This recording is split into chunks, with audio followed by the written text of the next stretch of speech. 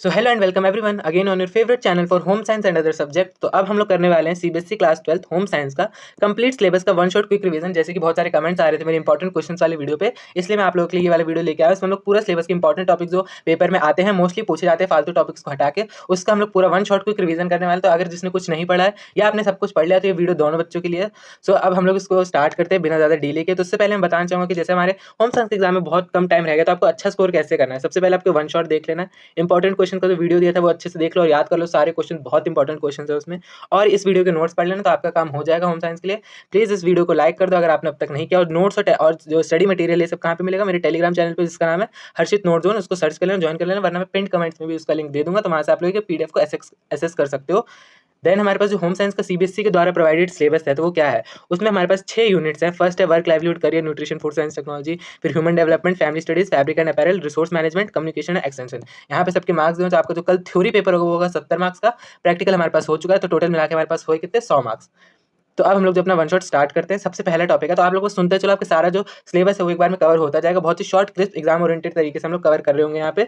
तो सबसे पहले वर्क क्या है। तो वर्क क्या है, ऐसी एक्टिविटीज जो हम लोग अपने गोल्स हमारी जरूरतों को पूरा करने के लिए करते हैं, जो हमें क्या है कि पहचान देता है, सेल्फ इंस्टीम, और हमें इनकम देता है, यानी कि कुछ पैसा जनरेट करके देता है। नेक्स्ट हमारे पास मीनिंगफुल वर्क। मीनिंगफुल वर्क यानी कि जो हम लोग ऐसा काम करें सोसाइटी के लिए जो है यूजफुल हो, यानी कि हम लोग उसको रिस्पॉन्सिबिलिटी अपनी जिम्मेदारी से करते हैं, जो कि पर्सनल जॉय भी देता है और कॉन्फिडेंस भी हमारे अंदर बिल्ड करता है।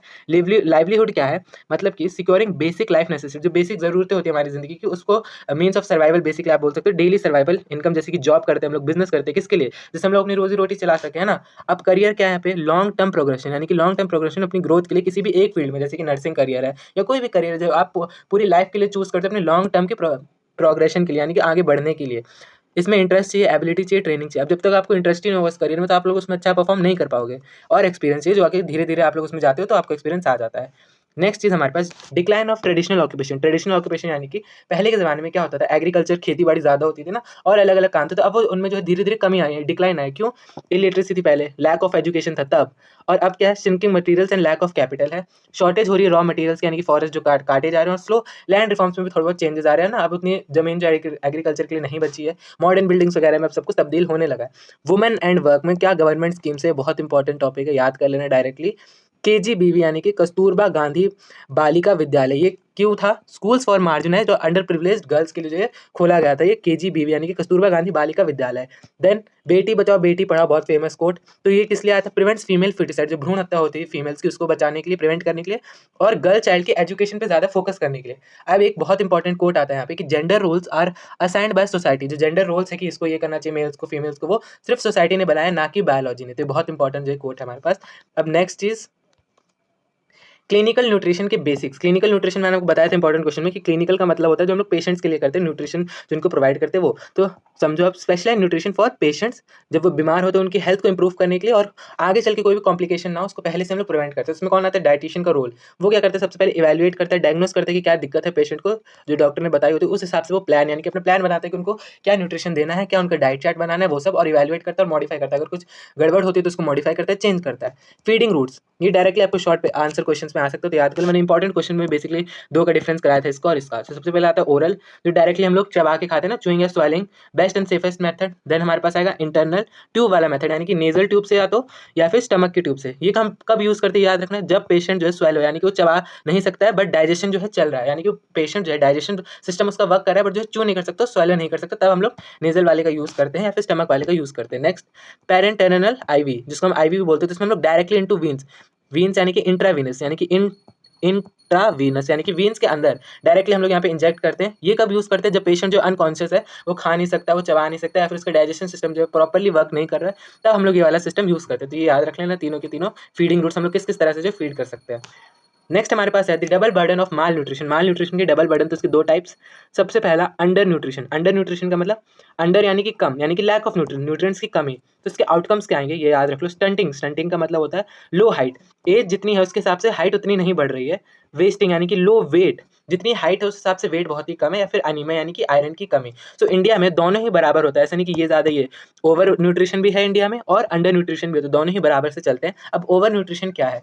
डेफिनेशन इसकी एक्सेस इनटेक ऑफ न्यूट्रिएंट्स, यानी कि जितनी ज़रूरत भी नहीं है, ज़रूरत से ज़्यादा, यानी कि जंक फूड खाना है ना, प्रोसेस्ड फूड वो सब खाना। आउटकम्स क्या है इसके? ओबेसिटी यानी कि मोटापा, डायबिटीज़ हो सकती है, हार्ट डिसीज़ हो सकती है, क्योंकि वहाँ पे जो है जमा हो जाएगा वो सब एक्सेस फैट वगैरह जमा हो जाएगा, तो ओबेसिटी होगी, डायबिटीज़ होगी और हार्ट डिसीज़ होगी हमारे पास।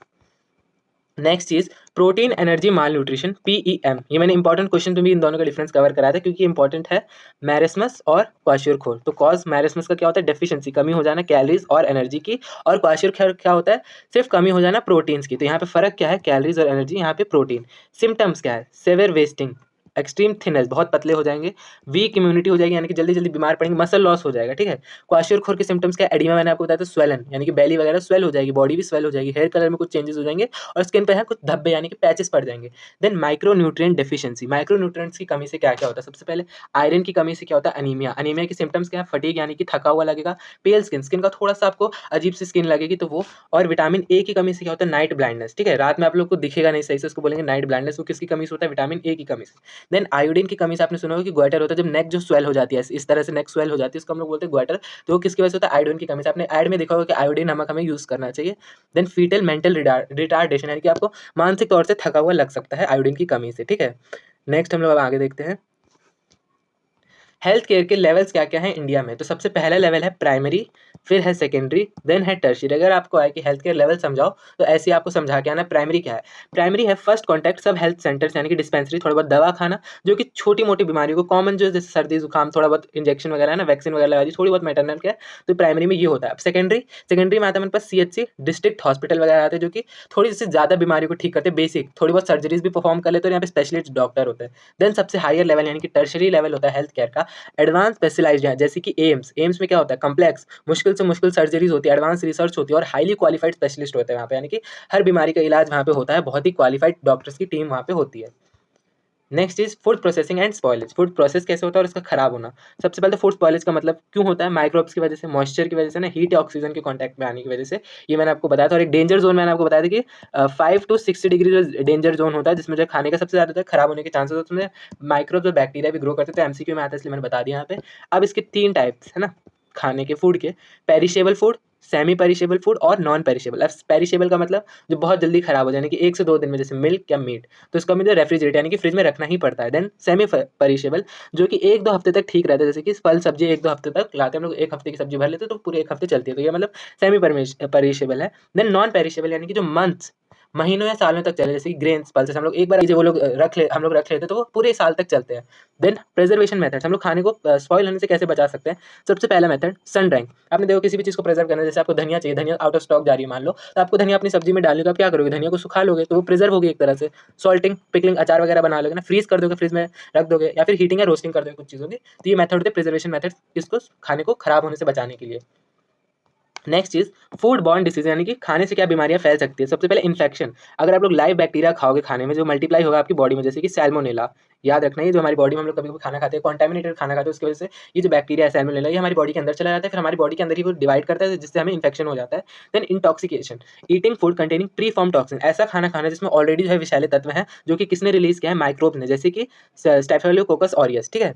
Next types of food hazard, types क्या क्या है फूड हजार्ड्स के। सबसे पहले फिजिकल टाइप्स, यानी कि ग्लास है ना, कांच गिर गया, पत्थर गिर गया, या फिर वुड या फिर नेल्स गिर गए, तो फिजिकल है, मतलब कि हम लोग टच कर सकते हैं ऐसी चीज़ों को, तो वो फिजिकल में आ जाएगा वो कैटेगरी। देन केमिकल, जैसे कि पेस्टिसाइड्स, हैवी मेटल्स या फिर आर्टिफिशियल कलर अगर खाने में है तो ये हमारे पास केमिकल हजार्ड हो जाएगा। देन बायोलॉजिकल, जैसे बैक्टीरिया ग्रो होगा, कोई वायरस होगा, मोल्ड या ईस्ट से जो भी है, ये भी हमारे पास फूड हजार्ड के टाइप्स होते हैं। ये तीनों याद रखना ना, ये भी शॉर्ट आंसर क्वेश्चन में आते हैं।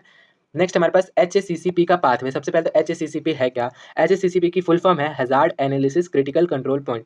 ये मैंने आज के इंपॉर्टेंट क्वेश्चन वाले में भी कवर किया था। अब ये क्या है? प्रिवेंट करता है, एक प्रिवेंटिव सिस्टम है जो कि सेफ्टी इंश्योर करता है कि हमारी पूरी फूड चेन की, यानी कि फार्म से, खेतों से लेके, फैक्ट्री से लेके हमारी प्लेट तक, फार्म में खाना उगा, फिर वो प्रोसेस हुआ फैक्ट्री में, फिर डायरेक्ट हमारी प्लेट तक की कौन सेफ्टी इंश्योर करता है? हमारे पास HACCP। तो यही इसका पाथवे कि सबसे पहले फार्म, इसको और डिटेल में भी आप लोग लिख सकते हो, फार्म में खाना हमने मतलब जो भी एग्रीकल्चर वगैरह हुआ, देन वहाँ पे फैक्ट्री में प्रोसेस हुआ, देन जाके फाइनली हमारी प्लेट तक वो खाना आ गया, इसमें कोई भी गड़बड़ ना हो, पूरी फूड चेन में कोई गड़बड़ ना हो, तो ये कौन इंश्योर करेगा? HACCP। देन कुछ स्टैंडर्डाइज मार्क्स, यानी कि कुछ मार्क्स जो हमारी क्वालिटी को इंश्योर करते हैं, तो ये बहुत इंपॉर्टेंट है, बहुत बहुत इंपॉर्टेंट है, सारे देख लो, MCQ में भी आ सकता है, लॉन्ग शॉर्ट किसी में भी आ सकता है। सबसे पहला मार्क है ISI मार्क्स, यानी कि ये किस में होता है? इलेक्ट्रिकल्स में, प्रेशर कुकर्स वगैरह में होता है। देन FSSAI मार्क, ये आपने अक्सर देखा होगा, ये होता है पैकेज्ड फूड में, बाहर का जो पैकेज्ड फूड होता है उसमें, स्नैक्स वगैरह में, ड्रिंक्स में। देन हमारे पास आता है AG मार्क, जो कि किसमें होता है, एग्रीकल्चर के प्रोडक्ट्स में, जैसे कि मसाले हो गया, घी हो गया, उन सब में AG मार्क होता है। वूल मार्क किसमें होता है, 100% जो चीज़ प्योर वूल की बनी है उसमें एक वूल मार्क होता है। देन FSSAI हमने देख लिया स्नैक्स ड्रिंक्स वगैरह में। हॉल मार्क, अगर आप लोग प्योर गोल्ड की ज्वेलरी, प्लैटिनम की ज्वेलरी, फिर सिल्वर की ज्वेलरी, तो उसकी प्योरिटी को दर्शाने के लिए हमारे पास एक हॉल मार्क होता है। तो इसलिए बोलते हैं कि हमेशा मोस्टली हमें जो है हॉल मार्क की ज्वेलरी खरीदनी चाहिए। तो क्यों? क्योंकि वो उसमें प्योरिटी को शो करता है। अब नेक्स्ट चीज़ देखते हैं। सो नेक्स्ट चीज़ है व्हाई आर दे वल्नरेबल। तो अब वल्नरेबल कौन कौन है? चिल्ड्रन है, यूथ, आजकल की यंग जनरेशन, और बुढ़े लोग यानी कि एल्डर, बुजुर्ग लोग हैं। अब क्यों है वो देखेंगे। रीजन आ सकता है व्हाई चिल्ड्रन आर वल्नरेबल, या फिर why young youth are vulnerable, या फिर why elderly people are vulnerable. तो क्यों? सबसे पहले तो चाइल्ड बहुत छोटे होते हैं, वो रैपिड ग्रोथ फेज है ना, बढ़ते बच्चे होते हैं कि ग्रोथ फेज में होते हैं, तो उनको पूरी डिपेंडेंस है, वो किसी न किसी पर डिपेंड है, वो अकेले काम नहीं कर सकते। यूथ क्यों है वल्नरेबल? क्योंकि उन पर बहुत ही ज़्यादा सोशल चेंजेस, प्रेशर है उनके ऊपर, कैरियर का स्ट्रेस है ना, कई तरह के स्ट्रेस है उनके ऊपर, इसलिए वो भी वल्नरेबल है। अब एल्डरली यानी कि बुजुर्ग लोग क्यों हैं? क्योंकि उनकी हेल्थ अब धीरे धीरे जो है फेल करे, खराब हो रहा है, वो आइसोलेशन है, उन पे फाइनेंशियल डिपेंडेंस उनको भी अब ज़रूरत है। देन जुवेनाइल जस्टिस एक्ट 2015 जो हमारे पास आया था, वो क्या कहता है वो देखते हैं। सबसे फर्स्ट रूल जो उसने बताया था, कन्फ्लिक्ट विद लॉ, और दूसरा need of care and protection. यानी कि जुवेनाइल जो कोई भी ऑफेंसेस या फिर कोई क्राइम कर देते हैं तो उनको किसमें, करेक्शनल होम्स में भेजा जाता है। आपने नाम सुना होगा, बाल सुधार गृह जिसको बोलते हैं, करेक्शनल होम्स, तो वहाँ पे भेज दिया जाता है अगर किसी जुवेनाइल यानी कि अंडर 18% या अंडर 16 टीन्स वाले पर्सन ने, बच्चे ने या फिर कुछ काम कर दिया है तो उसके। The need of care and protection, तो अबैंडन्ड, अब्यूज्ड और एक्सप्लॉइटेड चिल्ड्रन को कहाँ भेजा जाता है? चिल्ड्रन होम्स में या फिर SOS विलेजेस में भेजा जाता है। तो ये भी याद रख लेना, बहुत। नेक्स्ट चीज़ हमारे पास आती है characteristics of a good pre school, यानी कि स्कूल से पहले जो एक प्री स्कूल होता है छोटे बच्चों के लिए, उसकी क्या अच्छी कैरेक्टरिस्टिक, क्या उसमें क्वालिटी होनी चाहिए। सबसे पहला प्ले वे मेथड, वहाँ पे खेल खेल में सिखाना चाहिए, क्योंकि खेलने से ये बच्चे अच्छे से सीख पाते हैं। देन बेनिफिशियल फॉर चिल्ड्रन जिनको स्पेशल नीड चाहिए, इंक्लूसिव एजुकेशन, ठीक है। नेक्स्ट ट्रेंड एम्पैथिक और पेशेंट केयर गिवर्स, यानी कि वहाँ पे जो सिखा रहे हैं वो बहुत ही ट्रेंड होने चाहिए, एम्पैथेटिक होने चाहिए और अच्छे से सिखाने वाले होने चाहिए, यानी कि उन्हें हैंडल करना आना चाहिए चिल्ड्रन को। चाइल्ड सेंटर्ड अप्रोच, जैसे हर चिल्ड्रन अलग होता है तो उसके प्रति हमें हर अलग अलग चिल्ड्रन पे फोकस करके उनको सिखाना चाहिए, इसी को बोलते हैं चाइल्ड सेंटर्ड अप्रोच। एक सेफ, सिक्योर और एक क्लीन वातावरण उनको मिलना चाहिए वहाँ पे। इंडिपेंडेंस को प्रमोट करना चाहिए, और पीयर इंटरेक्शन, यानी कि उनके पेरेंट्स से बीच में बात करती रहनी चाहिए। नेक्स्ट टाइप्स ऑफ डिजाइन हमारे पास आएगा। सबसे पहला है स्ट्रक्चरल डिजाइन, देन आएगा अप्लाइड या डेकोरेटिव डिजाइन। तो स्ट्रक्चरल डिजाइन यानी कि उसका इंटरनल स्ट्रक्चर डिटरमाइन करता है कि गारमेंट जो है कैसे बनेगा, फाइबर से बनेगा, यान से बनेगा, वीव से, कट या फिट, ठीक है। फिर अप्लाइड और decorative, surface ornamentation added after structural design. जब हम लोग स्ट्रक्चरल डिजाइन कंप्लीट कर लेंगे किससे बनेगा, तब हम लोग उसके ऊपर जो एक्स्ट्रा जो डिजाइन डालेंगे ना, एम्ब्रॉयडरी, कारीगरी करेंगे, डाइंग करेंगे, उसको कलर करेंगे, प्रिंट, कोई पैटर्न प्रिंट करना है तो वो करेंगे, तो वो किसमें आएगा हमारे पास, अप्लाइड या डेकोरेटिव डिजाइन में। अब the power of lines, lines से हम लोग क्या पावर होती है, हम लोग किसी भी ड्रेस का लुक चेंज कर सकते हैं और अपनी बॉडी को भी चेंज कर सकते हैं। कैसे करेंगे? वर्टिकल लाइन, जो वर्टिकल लाइन यानी कि सीधी लाइन्स होती है, वो क्या करती है, हाइट। अगर किसी ड्रेस में वर्टिकल लाइन है तो उससे जो बॉडी है, वो देखा था कि वर्टिकल लाइन अगर हम लोग ऐड करेंगे तो वो हमें हाइट या लेंथ प्रोवाइड करेगी। देन हॉरिजॉन्टल लाइन यानी कि ऐसी वाली हॉरिजॉन्टल लाइन्स क्या होती है, विड्थ, चौड़ाई ऐड करेंगी और शॉर्टन करेंगी। देन डायगोनल लाइन यानी कि ऐसे वाली डायगोनल लाइन्स बोलते हैं, मोशन ऐड करेंगे और एक्टिविटी ऐड करेंगे। देन कर्व लाइन्स यानी जैसे कर्व लाइन्स क्या करेंगी, सॉफ्टनेस, ग्रेस और फेमिनिटी को यहाँ पे शो करेंगी। तो ये भी क्वेश्चन में आ जाता है MCQ में कि कौन सी लाइन से जो है क्या बेनिफिट होता है, फिर क्या वो रिप्रेजेंट करती है ड्रेसेस में।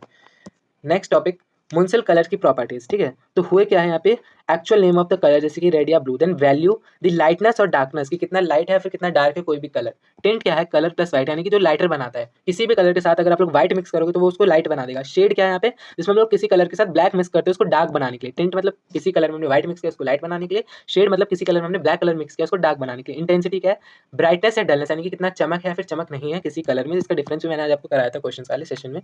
देन यहाँ पे प्राइमरी कलर जैसे कि रेड और येलो। टर्शरी, एक प्राइमरी और एक सेकेंडरी को मिक्स करने से टर्शरी कलर हमारे पास बनता है। और सेकेंडरी कलर जैसे कि ग्रीन, ऑरेंज या पर्पल। एग्जांपल से याद कर लो यहाँ पे, प्राइमरी रेड येलो और सेकेंडरी ग्रीन ऑरेंज पर्पल। और टर्शरी कैसे बनता है, एक प्राइमरी और एक सेकेंडरी कलर को मिक्स करके। देन फैशन टर्मिनोलॉजी और फैशन की साइकिल समझते हैं यहाँ पे। सबसे पहले फैशन क्या है, वाइडली एक्सेप्टेड स्टाइल एक गिवन टाइम पे, है ना। जैसे सर्दियों का फैशन अलग होता है, गर्मियों का अलग होता है, तो एक गिवन टाइम पे। स्टाइल क्या है, एक डिस्टिंक्ट स्पेसिफिक डिजाइन का फीचर है, कोई स्पेसिफिक डिजाइन।